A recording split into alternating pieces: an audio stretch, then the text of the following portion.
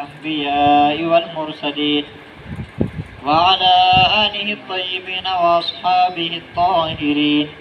أما بعد فأعوذ بالله من الشيطان الرجيم. بسم الله الرحمن الرحيم.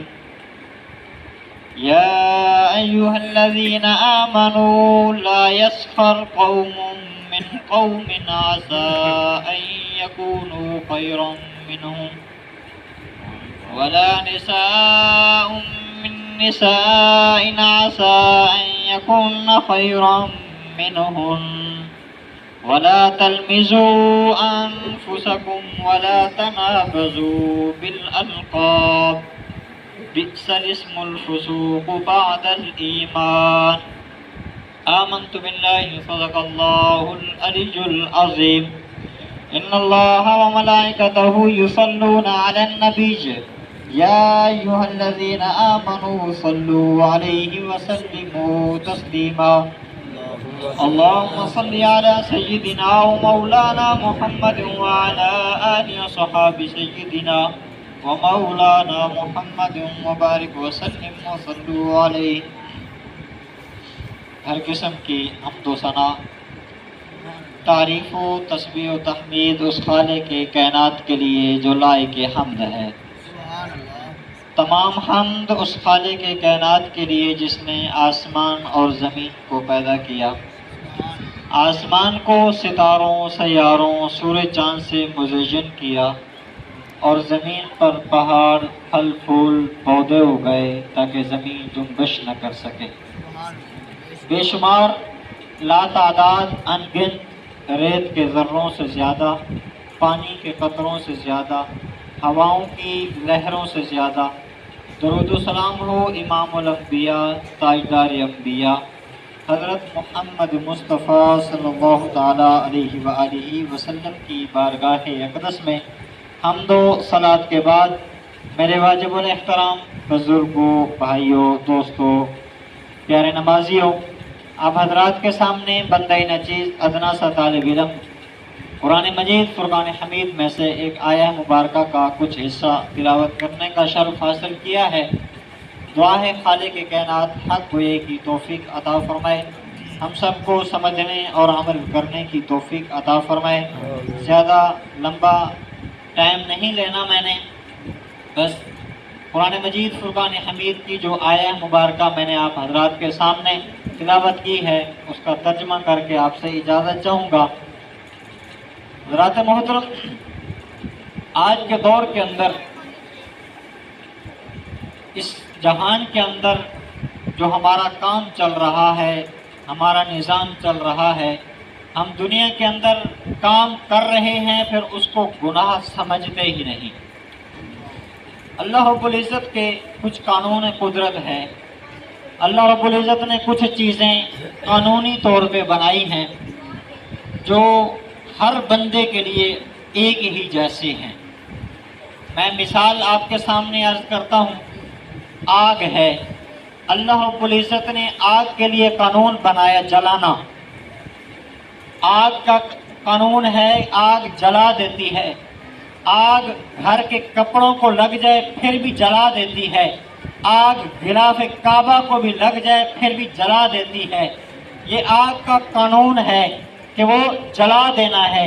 اللہ رب العزت نے کچھ کام انسانوں کے لیے ایسے بنائے ہیں کہ اگر وہ انسان ان چیزوں کو اپنا لے تو پھر اس سے برکتیں حاصل ہوں گی، چاہے وہ انسان ایمان والا ہو یا ایمان والا نہ ہو.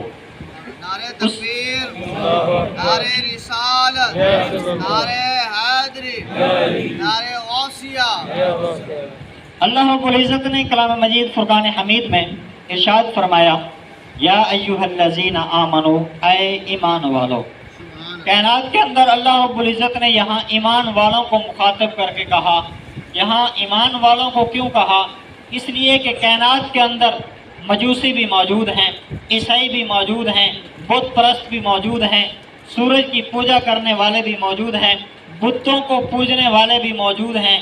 لیکن یہاں اللہ رب العزت نے آپ کو اور مجھے محمد مصطفیٰ صلی اللہ تعالیٰ علیہ وآلہ وسلم کے امتیوں کو فرمایا یا ایھا الذین آمنو، اے ایمان والو، لا یسخر قوم من قوم، فرمایا ایک قوم دوسرے قوم کی مذاق نہ اڑائے۔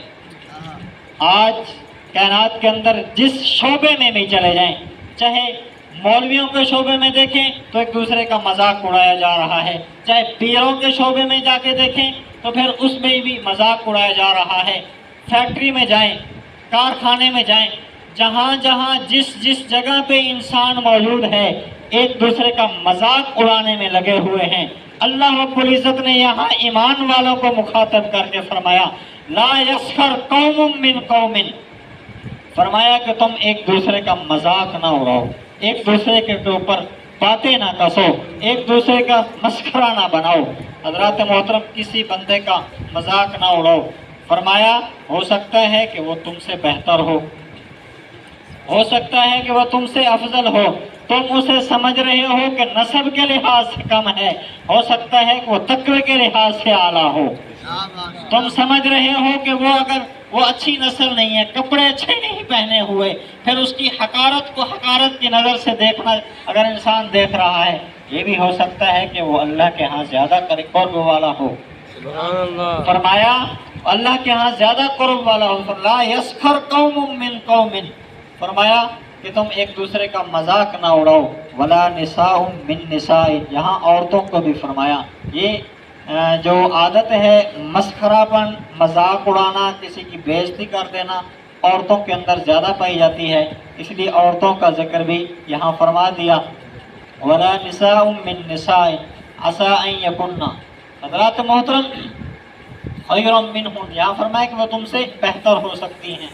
آج کائنات کے اندر اگر کوئی نوجوان گھر کے اندر بیٹیاں بیٹھی ہیں، سر میں سفیدی نظر آ گئی ہے، شادیاں نہیں ہو رہی، کہیں رشتہ طے نہیں ہو رہا، تو اس کا یہ جو سب سے بڑا مسئلہ ہے وہ یہی ہے کہ عورتیں ان کے اوپر مذاق اڑاتی ہیں۔ کبھی کوئی الزام لگا دیا، کبھی کوئی الزام لگا دیا، تو اللہ رب العزت نے یہاں قرآن مجید فرقان حمید میں ارشاد فرمایا لا یسخر قوم من قوم، تم کسی دوسرے کا مذاق نہ اڑاؤ۔ اگر یہ کام ایمان والا کرے تو اس کے اوپر بھی برکتیں نصیب ہوں گی، اگر یہ ایمان والے کے بغیر کوئی بندہ اس کو اپناتا ہے تو پھر اس کو بھی دنیا کے اندر نعمتیں دی جاتی ہیں، اس کو بھی دنیا کے اندر نعمتیں دی جاتی ہیں۔ حضرات محترم، آگے فرمایا وَلَا تَلْمِزُوا أَنفُسَكُمْ، تم کسی دوسرے کے اوپر الزام نہ لگاؤ، الزام نہ لگاؤ۔ وَلَا تَلْمِزُوا أَنفُسَكُمْ، ایک دوسرے کے اوپر الزام نہ لگاؤ۔ الزام لگانا بری بات ہے، نبی کریم صلی اللہ تعالیٰ علیہ وآلہ وسلم نے منع فرمایا کہ الزام نہ لگاؤ۔ آگے فرمایا وَلَا تَنَابَزُوا بِالْأَلْقَابِ، کسی بندے کو ان کے برے لقب سے نہ بلاؤ، برے لقب سے نہ بلاؤ۔ فرمایا وَلَا تَنَابَزُوا بِالْأَلْقَابِ، کسی بندے کے کوئی برا لقب نہ لو۔ آج کائنات کے اندر ہر انسان جو اصل نام ہے اس کو بول کے چھوڑ کے دوسرے ناموں سے پکارتے ہیں، دوسرے ناموں سے بلاتے رہتے ہیں۔ اللہ رب العزت نے کلام مجید فرقان حمید میں ارشاد فرمایا وَلَا تَنَابَزُوا بِالْأَلْقَابِ، کسی بندے کے اوپر کہ القاب جو ہے ان کو برے القاب نہ دو۔ حضرات محترم، میری بات آخری ہے، اب ذرا توجہ کیجئے، میں نے 3 باتیں بیان کی ہیں، انگلیوں پہ گن لیں، دلوں کے اندر اس کو رکھ لیں اور اس کے اوپر عمل کرنا شروع کر دیں۔ سب سے بڑی بات یہ ہے کہ انسان عمل کرنا خود سے شروع کرے، خود سے۔ آج کائنات کے اندر جو سب سے بڑا مسئلہ ہے وہ یہ ہے کہ ہم دوسروں کو عمل کرنے کے لیے کہتے ہیں، خود عمل نہیں کرتے، خود عمل نہیں کرتے۔ فرمایا خود سے عمل کرنا شروع کر دو۔ 3 چیزیں میں نے بیان کی، انگلیوں کے اوپر گن لو۔ ایک دوسرے کا مذاق نہیں اڑانا، وَلَا تَلْمِزُوا أَنفُسَكُمْ، کسی کے اوپر الزام نہیں لگانا۔ فرمایا وَلَا تَنَابَزُوا بِالْأَلْقَابِ، کسی کو برے لقب سے نہیں پکارنا۔ اب یہ تینوں چیزوں کا تعلق ہے زبان سے، تینوں چیزوں کا تعلق ہے زبان سے۔